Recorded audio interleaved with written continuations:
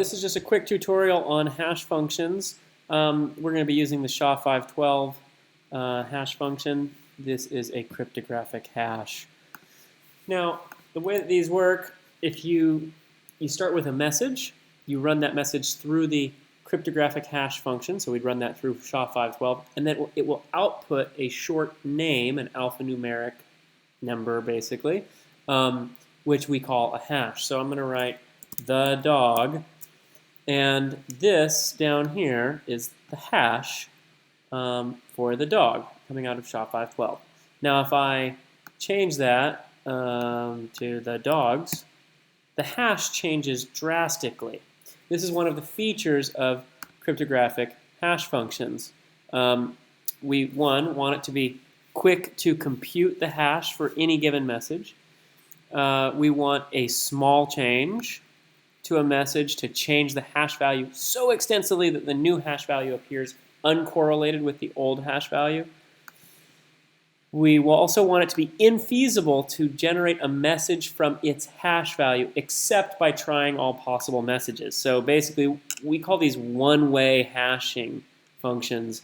You can start with a message and create a hash, but it's pretty darn near impossible to start with a hash and end up with a message. And then you want the hash space, the address space, basically this number, to be so big that that it's infeasible to find two different messages with the same hash value. Right? So you want that to be so big that you don't find two different messages with the same value. Why? Well, they call that a collision. And if you're able to have if you're able to find a second message that hashes to the same value, then you can impersonate that value. It's like being able to show up with somebody else's fingerprints, essentially. And speaking of which, that's what they call these things. One of the terms for hashes is a digital signature or a digital fingerprint.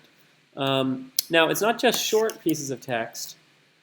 The dogs fetch, I don't know, sticks. It's not just short pieces of text. It can be really long pieces of text. So I have pulled up, for this Wikipedia page on cryptographic hash functions, I've pulled up the source code. Just do a little select all, copy. We're going to copy that in, and this is the hash for that whole page. Now, notice that didn't take very long, right? Now, this is not a ton of content, but you can do the same thing with a video, with your entire hard drive.